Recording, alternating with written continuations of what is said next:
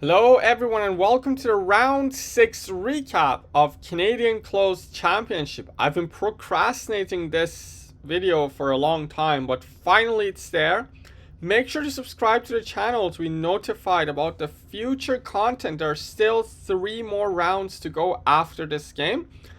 And make sure to let me know your comments about this video in the comment section down below. Anyways. Going into round 6, I was on a little bit of a bad run. I started the tournament great, but then I lost to Grandmaster Jean-Rodrigue Lemieux, the top seed of the tournament, and then I had a very boring draw with the black pieces against Harry Donkey Wang. So right now in the tournament, I'm breaking even on rating. It's not like I'm gaining or losing something, but I was facing with the white pieces against Candidate Master Dzmitry Kalinin. And going into this game, I was out for the blood. I was like, this can't go like this. I didn't get a good result in the last 2 games. Now I have the white pieces. I have to make it count. I have to go in for the kill. And I have to win this game. So, going to this game, I really wanted to destroy my opponent. That was the main goal. And I saw that against e4 he plays the French, and inside the French he plays a lot of different systems. So let's say after e4, e6, d4, d5, knight c3, he plays both the win-a-war variation and d takes e4, and I didn't have that much time to prepare something concrete against every single line. So I actually decided to go with the move d4. And I saw that mostly against d4 he plays the Queen's Gambit declined. So I was like, I'm going to go with a Queen's Gambit decline and try to get a position where I keep pressing him for a very long time and try to crack him under pressure. So Dzmitry plays d5, I go c4, e6, knight f3, knight f6, knight c3. And now in this position there are a lot of moves. There's bishop e4, which is the Rogozin. There's c5, which is the semi-Tarrasch, c6, the semi-Slav, d takes c4, the Vienna system, many lines, and Dzmitry plays the most common move, bishop to e7, which is the classic Queen's Gambit declined. And here there are 2 bishop developments, one is bishop g5 and one is bishop f4, and in this game I decided to go with bishop f4. So my opponent castle, and now I play e3. So in this position, there are 2 very common moves again. One is to play knight bd7 and try to keep the center like this. But then white has this interesting option of going c5, trying to lock in the center and try to claim that with the space advantage, I have a very good position here. So b6 is met by b4, a5 is met by a3, the bishop is going to arrive on d3, and white is doing a good job here. It's not like I'm winning or anything, but the space advantage is really annoying for black to handle and deal with in a long run. But Dzmitry played c5, which I kind of didn't expect. Like, looking at his online games before the round, I thought that knight bd7 is the more likely approach, or even something like a6 or b6. But he played c5. I knew a little bit of theory here. I took on c5. And I knew that after bishop takes c5, my plan is to go queen to c2 to avoid trading queens on the d file. And after knight c6, I go a3, stop the knight from coming to b4, and white is just slightly better. At one point, I want to go b4, c5 and get a nice majority on the queen side. Maybe even I consider taking on d5 and playing against an isolated pawn. And if he takes, I'm going to take with a bishop, and with rook d1 castles, I'm going to get a lead in development and a risk-free better position. But in the game, he played queen to a5, which I didn't check in my preparations. And in the game, okay, I can't save this pawn in any way. If I take on d5, there's knight takes d5, attacking the knight on c3 and the bishop on f4. So I played a3, which is the best move. It's kind of a waiting move. It's forcing my opponent's hand. He can't take with a bishop because there's b4. And if he takes with a queen, I'm going to go b4, kick the queen, go c5, kick the queen again. And now I play knight b5. And you can see I have such a huge lead in development and a very nice pawn majority on the queen side. And of course, my opponent is going to be under pressure. So in the game, my opponent played the best move, d takes c4, bishop takes c4, queen takes c5, and now I play queen to e2, guarding my bishop on c4. So in this position, I was pretty happy with the opening outcome in the sense that even though the structure is completely symmetrical, I have a huge lead in development. He's still yet to develop his queen side, and his queen is also misplaced. So maybe with some moves like rook c1 in the future or b4, I win more tempos on this queen. That being said, there's also with the lead in development on the queen side, I have ideas with knight b5 to maybe try and trap this rook on a8. So in this position, my opponent played a6, stopping knight b5, and now I play b4. So in this position, already I was feeling great. My opponent is in a little bit of a pressure. I'm leading a lot on the clock, and it's not so clear where this queen is gonna go. So first things first, if he goes queen to c6, then I have this move rook c1, and the pressure on the queen is still going to be there. And he's probably going to have to waste another tempo with his queen. In the game, I was even considering something crazy like knight e5, sacking this pawn on g2 and long castling. And it's funny that computer claims that this is just zeros, but I was really curious during the game that what is the eval of this position, because this king looks a little bit weak with the open g file and all these pieces. So I wasn't sure. I might have considered even going crazy like this. But in the game, my opponent played queen to a7. And around here, I was smelling blood already. I was like, this cannot be right. Look at these pieces on the queen side. The queen is on a7. It's so far away from the king on g8. So I was like, I should try and play with initiative. I can't just castle, bring the rooks. I mean, I can do that. Probably I will still get a little bit of an edge, but meanwhile, my opponent is going to go b5, bishop b7, knight bd7, and just try to improve their pieces. And the advantage is going to fizzle out if I'm not fast with my attack. So in this position, you guys can try to pause the video and figure out what move did I go for, which was the best move in the position. Yes, white, which was me, I played pawn to e4. Great move. So I'm already threatening bishop to e3 to try and trap this queen on a7. It's not like it's completely trapped, but it's going to be a tempo on the queen. And I'm also threatening to go e5. First of all, kick this knight away. Now this king is going to be more defenseless. And also, I block this e-pawn on e6, so this bishop cannot come out. Anyways, so knight c6 was played, and now I play e5, attacking the knight on f6. And now my opponent played knight to d7, which was a slight inaccuracy. What he had in this position was kind of an inhuman move, I would say. By the way, let me fix the curtains. All right. The sun was really shining in my eyes. Yeah, so he had this very inhuman idea of playing pawn to b5, which I also missed. So first of all, if I take the knight, he's going to take with a bishop and attack both my knight and my bishop on c4. And if I go bishop d3, a move like knight d7, of course, loses to queen e4 with a double threat. But he had knight to d5. But I still think after takes rook c1, I will definitely take white in this position because this pawn on d5 is a huge weakness. So still, even with b5, I don't think his position would have been so great. But he played knight to d7, and here I was like, all right, all these pieces, look at all these pieces on the queen side, and this weak king here. So I started to go for the kill. I played queen to e4, which is the second best move, but something more positional like rook d1 was even more accurate, just completely stopping any counterplay with knight to d4. And the game can go like this. And with the rook on d1, you can see the difference is that bishop b7 is not possible. I can always take on h7 and win this knight on d7. So rook d8, castles, knight f8 is what my opponent could play.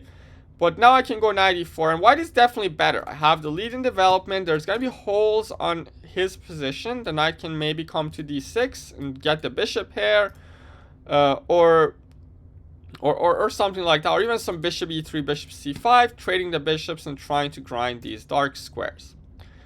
But anyways, I was out for the blood. I played queen to e4. My opponent plays rook to d8, and here I decide to go for the kill again. So I played h4, which is a slight inaccuracy. I will tell you why. and my opponent plays knight to f8. I'm going to tell you soon why these moves are inaccurate, but around this point, I was really happy with my position. I was like, all these major pieces are on the queen side, and look at my attack. I'm going to go h5, h6, try to weaken more dark squares on his cap. And if he goes h6, I'm going to go rook h3, rook g3. And look, with a rook, bishop, knight, queen, and this other bishop coming to the attack, and with all these pieces on the other side of the board, it's definitely not going to end well for my opponent. But what I missed throughout this whole plan of going h4, h5, and trying to like go for the kill, was my opponent's counterplay. Like, unfortunately for me, I was too nonchalant about dealing with my opponent's counterplay. I was so overly optimistic about my position here. I thought this is like +2, +2.5. Well, it's only like less than 1 + 1. Obviously, I'm better, but it's not like winning or anything. So, for instance, here it was better to castle and just play a very positional game. And the point is, if my opponent goes b5, now I have bishop takes e6, and then queen takes c6, and I'm going to be up a pawn.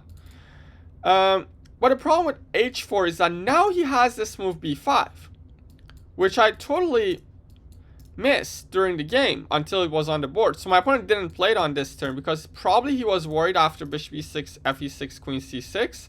He's going to be down a pawn, which is true, but after knight f8, black is going to have a huge initiative coming. Now my king is kind of stuck in the middle. My queen is kind of trapped. And with bishop e7, rook c8 coming with tempo, black has more than enough compensation for the missing pawn. But anyways, my opponent played knight f8, and here I had a very nice chance to stop this b5 idea. I should have gone bishop to e3, attacking the queen on a7. And after queen b8, I go bishop to b6, completely paralyzing black's queen side. And after rook e8, I will go h5, trying to go h6 next and weaken these dark squares. So this would have been dreamland for me, because now there's no b5 counterplay. So first of all, black needs to get rid of this bishop and try to free up the position. But then I can play something like knight a4. And all of a sudden, it's actually not so easy for black to untangle. And one line can go like here, trade the bishops, and then knight c5. And again, there's so much pressure. h6 is coming, b7 is hanging, and I have no problems, of course. So in the game, I played h5, which was a huge blunder. And I played it pretty fast, like in 1.5 minutes or something. Probably like 2 minutes. I spent like 2 minutes on this move. And I was kind of thinking that he probably has to go h6 to stop my pawn from coming here. Now I can play rook h3, and with rook g3 coming, with all these threats, the game is probably going to end very soon. I was already imagining a very beautiful miniature from this game. And also I saw this move knight d4, which looks like a dangerous counterplay. But then I saw I have bishop e3, pinning the knight. And after knight takes f3, queen takes f3, white is doing great. The queen is hanging, h6 is coming, and again, white has no problems. But my opponent played b5. And that was the first shock to me, because I realized I can't take this knight on c6, because after bishop b7, queen c7, rook d7, queen a5, and bishop d8, my queen is going to be trapped. So I can't take the knight because my queen is going to get trapped. So I have to drop the bishop back, but I was still feeling like I'm doing great.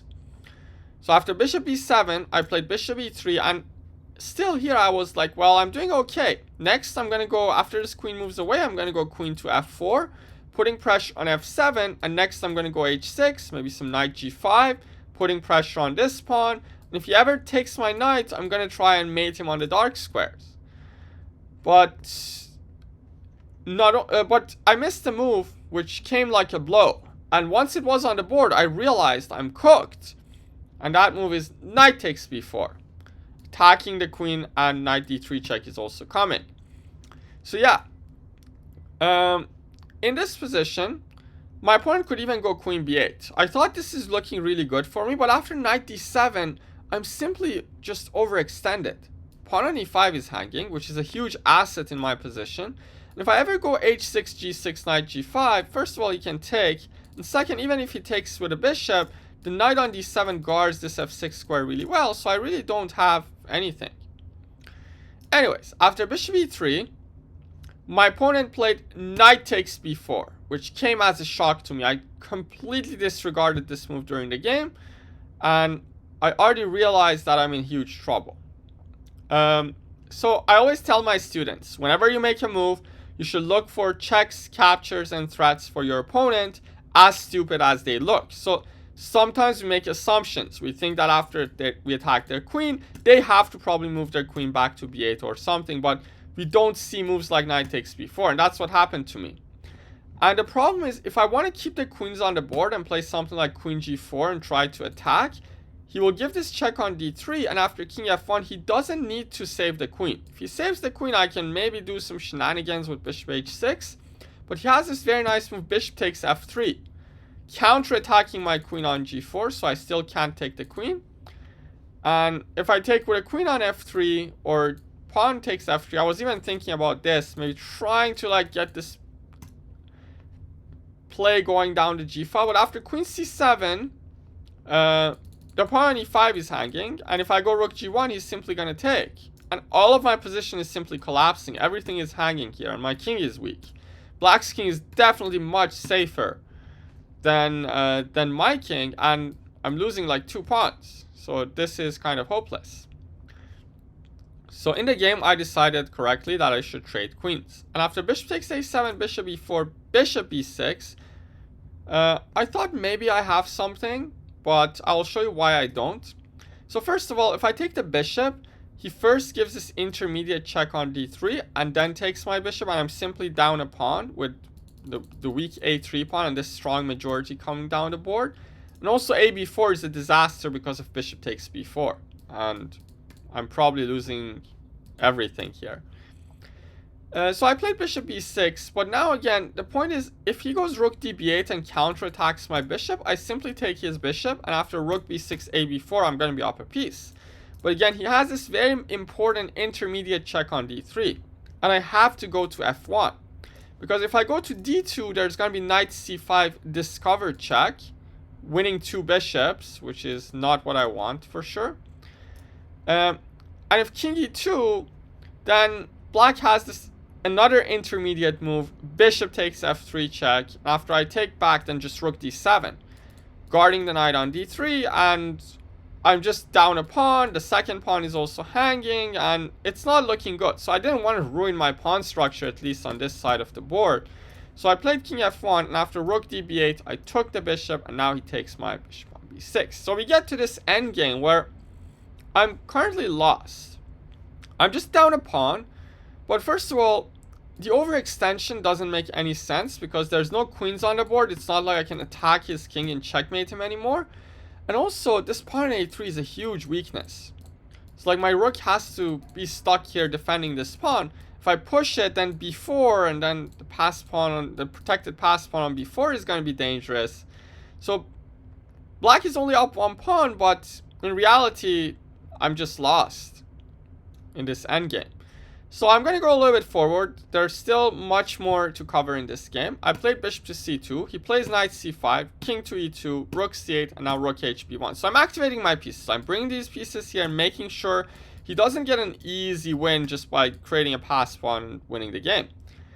But my opponent started playing really well. Knight of d7, tying my knight down to the defense of the e5 pawn. I played knight e to d2.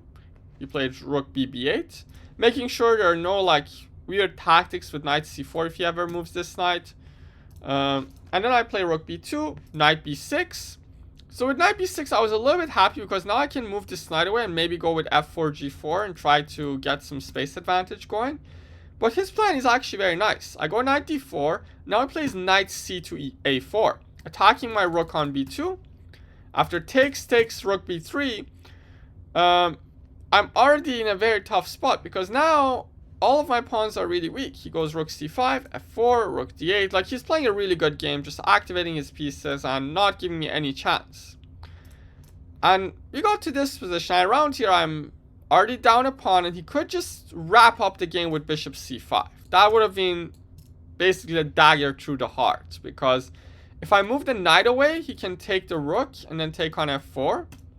And that's going to be 2 pawns with no counterplay, and that should be an easy win.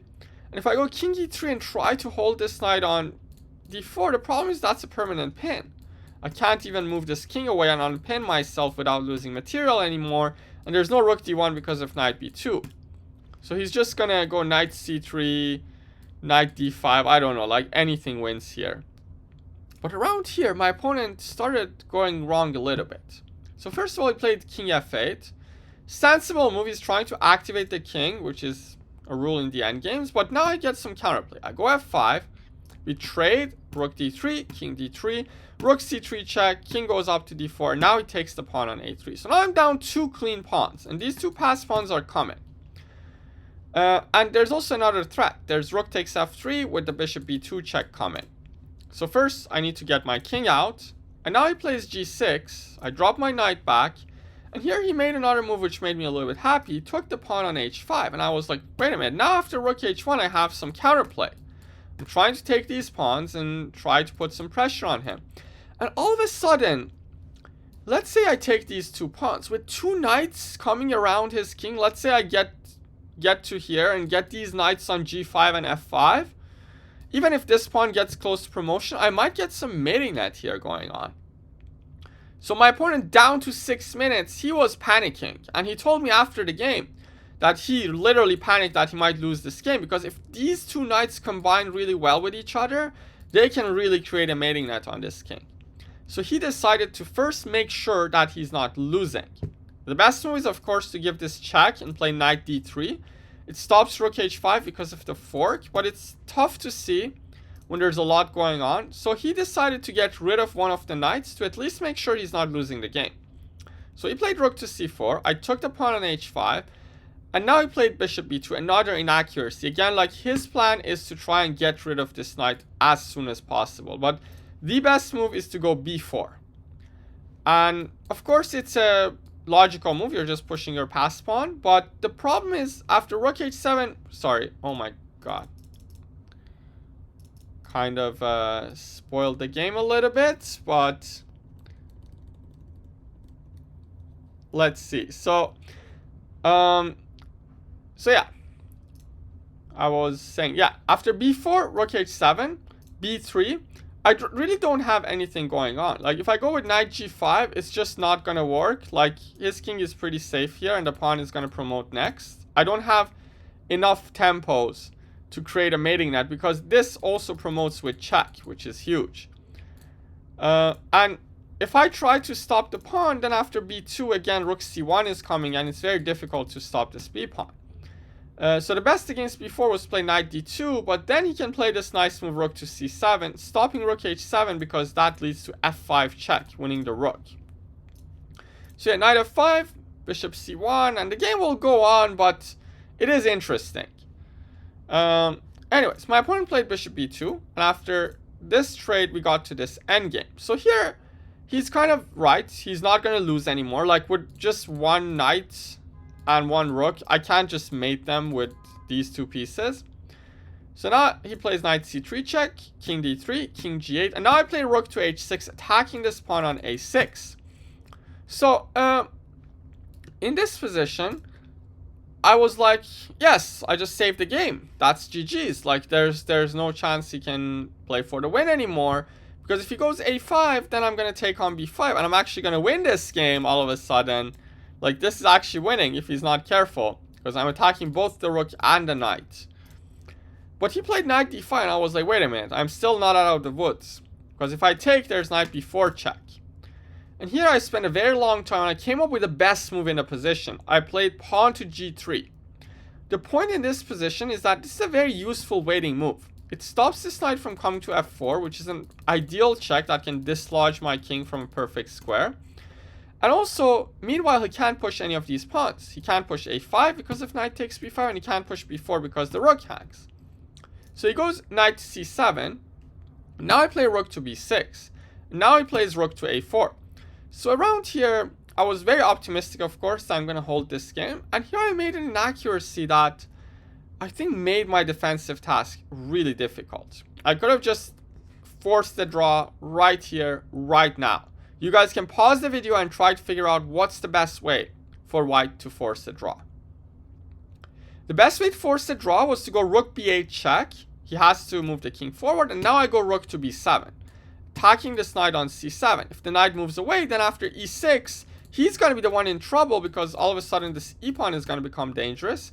So he has to go rook c4, but e6 comes anyways. Now, if black moves the king away, I'm going to take on f7, king f7, and now knight takes b5. Brilliant move.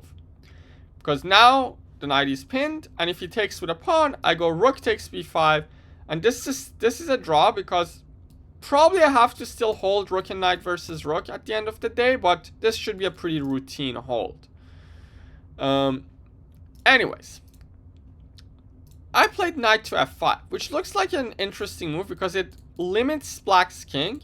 And I was already seeing interesting ideas like I will give this check and go for this f-pawn. And with his time pressure, deep down I was like, maybe I can trick him, even win this game. But he plays a very nice move here. He goes knight e6, and once this move was on the board, I was like, why did I do that? Now this knight is very strong. I have no counterplay with the e-pawn. And definitely I'm not going to win with this knight on e6. So the game started going on. I gave this check, played knight d6, king g7. And in this position I played king to c3, getting the king closer to defend against these two pawns. My opponent played knight to c5. I gave this check on f5, king g6. And here I made a huge inaccuracy again. Like, by huge inaccuracy, the position is still holdable, but it makes it really difficult. It's the second best move. I played knight e7 check. But it was much better to play knight to d6, keeping the pressure on this f7 pawn.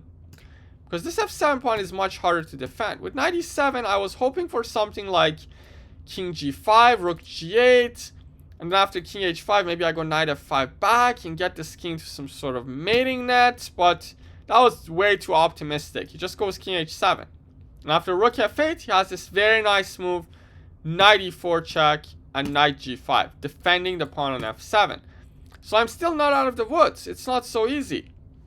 I played knight to d5. He goes king g7. I go rook a8. And now I was changing the targets. I was thinking maybe I can try and go after this a6 pawn.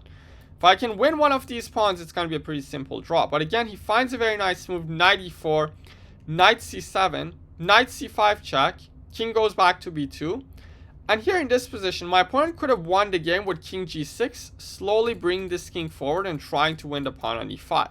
But here he makes a huge blunder with knight to d3 check, giving me a chance to hold the position again. So you guys can pause the video. This king has 1, 2, 3, and 4 squares.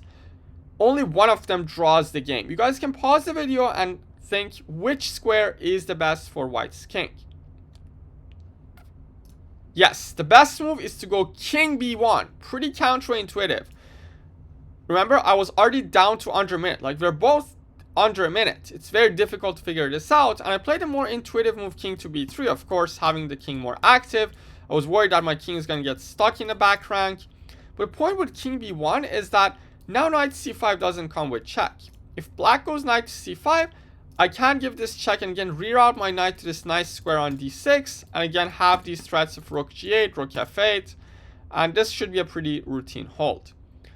And if black takes, now I take on a6. And this knight endgame is probably holdable because usually what happens is that I'm probably going to win this b5 pawn by keeping on harassing it.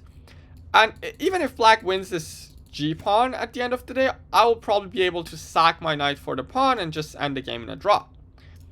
Anyways, so king b3 was played, knight c5 check, king b2, and now my opponent found the correct option. After repeating once, he found the best move, king to g6. And now the point is after rook g8 check, king f5, rook g7. Looks like I'm winning this f pawn, but he has this very nice move, knight d3 check, which I totally missed. And now the pawn on e5 is falling, and the pawn on f7 is going to be still guarded. So he's going to have 2 extra pawns on the other side of the board. But I didn't give up. I played king b3, knight takes e5, rook to g8.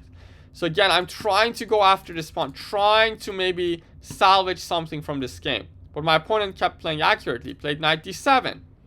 Now, if I go rook to a8, he's just going to give this check and again defend this pawn very easily. So I tried creating something funny here with knight e8, maybe some knight d6 coming, but he plays knight f6, really good move. Because now with knight f6, the thing is, he's trying to trade the knights. If he trades the knights with 2 extra pawns, this is going to be a very easy win. So I played g4 check. He plays king e6, and now I play knight g7 check. I'm desperately trying to keep the knight on the board because that's my only chance to play for some tricks. He played king e5, I go rook to f8, and now he takes on g4 with the rook. I take on f7 with the rook, and now he's effectively up 2 clean pawns and plays a5, threatening rook g3 check, kicking my king back even more. So I gave this check on e7. King d5 was played, really good move. I was kind of hoping he goes something like king d6 because now after knight f5 check, he's actually in trouble. If he goes here, I win the knight, and if he goes to d5, I win the rook. So Black still needs to be really careful. King d5 is basically the only square which wins the game easily. I played knight f5, threatening knight e3 check, and stopping rook g3. He goes rook f4, knight e3 check happened, and now king d6 attacking my rook on e7.